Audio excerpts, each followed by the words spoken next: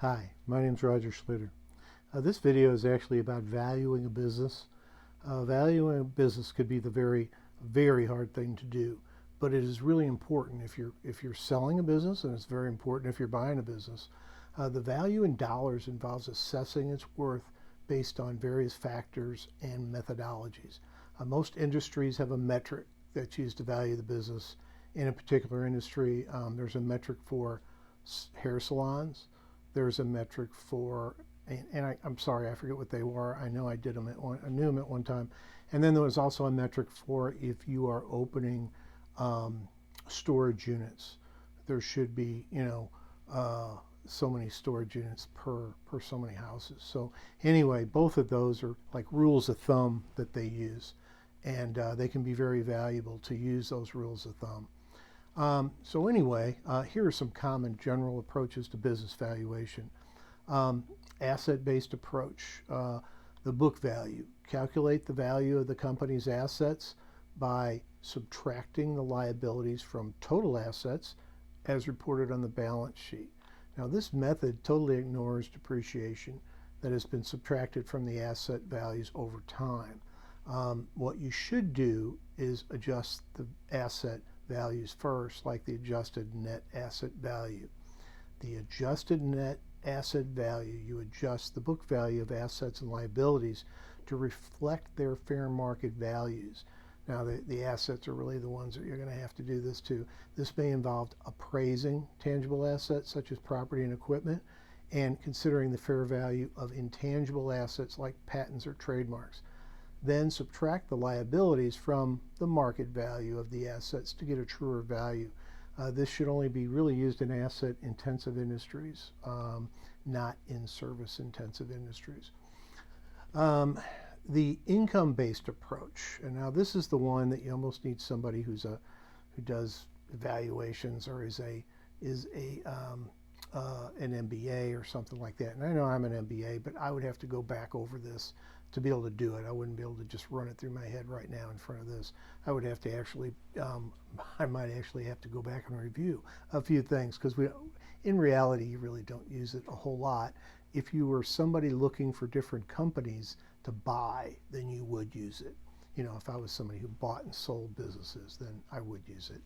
Anyway, it's a discounted cash flow method, and the analysis is you forecast future cash flows of the business that the business is expected to generate and discount them back to their present value using an appropriate discount rate. Now, and when I say future cash flows, I'm talking cash flows per year for like the next 3 or 4 years. So anyway, this method assesses the business's ability to generate returns over time. Now, there's also the capitalization of earnings and determining the value of a business by dividing its expected earnings by a capitalization rate. The rate is based on the risk associated with the business and prevailing market conditions. The capitalization rate is usually used on real estate and is used by appraisers of real estate. And is really not used on operating companies, ongoing operating companies. But, a lot of times if you're somebody who buys and sells real estate, that would come in very handy. Price to earnings, PE ratio, and this price to earnings is the price divided by the earnings. It can be a share, it can be the whole thing. Compare the business's earnings to the earning multiples of similar companies in the industry. Multiply the earnings by the industry's average PE ratio to estimate the business's value. Anyway, number 3 would be market-based approach.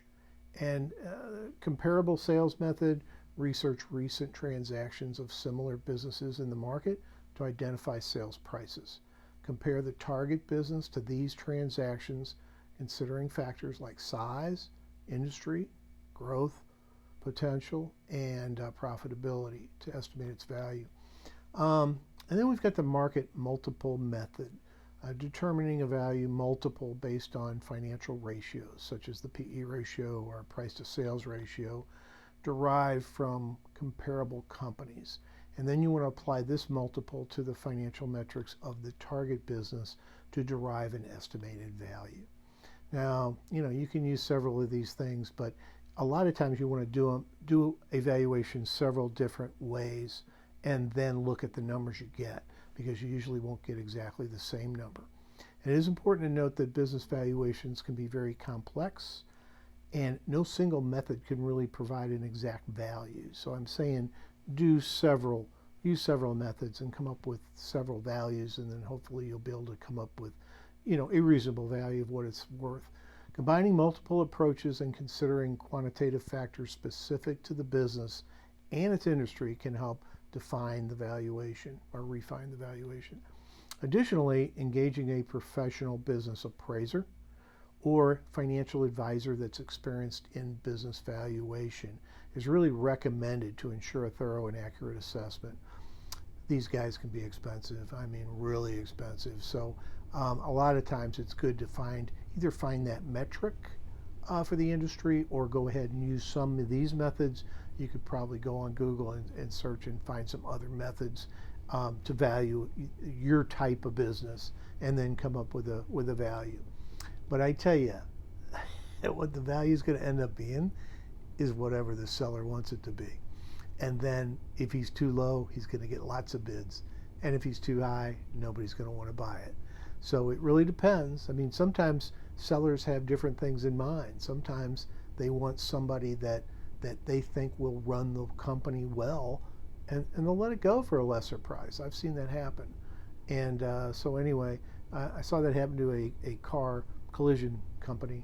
And basically they sold it so cheap because he wanted somebody. This was after the 2008 recession, so it was right in the middle of that. So he might have done it because of that, but he sold it very cheap, and he kind of picked the people he wanted to buy it because he thought that they were good operators, and they were. And matter of fact, we were supposed to do a loan, and they made so much money in the first 6 months, they said, forget that. We're paying off the interim loan we have. We're not going to do your loan. So anyway, there's several sides of a coin to financing. So anyway, please subscribe and hit the bell so you won't miss any of my videos. And also, like the video if you got something out of it or learned something new. My name is Roger Schlueter, and I will see you in the next video. Thanks.